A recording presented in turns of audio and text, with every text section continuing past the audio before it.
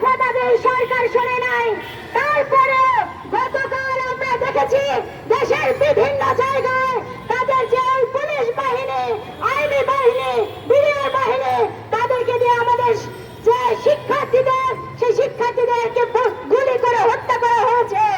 সংগ্রামী বন্ধুগণ, আমরা বলেছিলাম আমাদের যে শিক্ষার্থীরা আজকে হত্যার শিকার হয়েছে তাদের বিচারের দাবিতে আমরা আন্দোলন পরিচালনা করে বলেছিলাম যে এই হত্যার বিচার করতে হবে।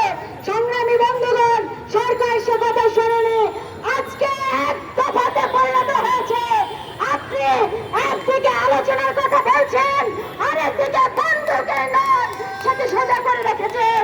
সংগ্রামী বন্ধুগণ, আজকে এই সমাবেশ আমরা দীর্ঘ করার কোনো সুযোগ নেই। আগামীকাল থেকে সারা দেশে অসহযোগ আন্দোলন শুরু হবে।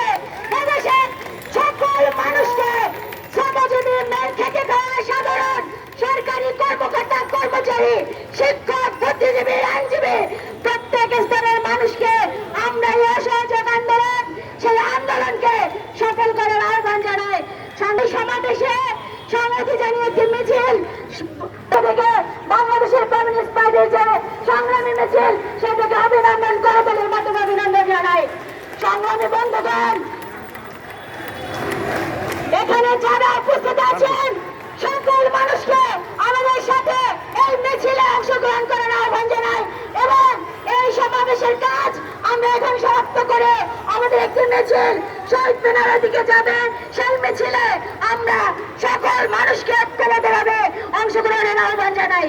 বাংলাদেশের কমিউনিস্ট পার্টি কেন্দ্রীয় কমিটির সংগ্রামী সভাপতি শাহ আলম এবং সংগ্রামী সাধারণ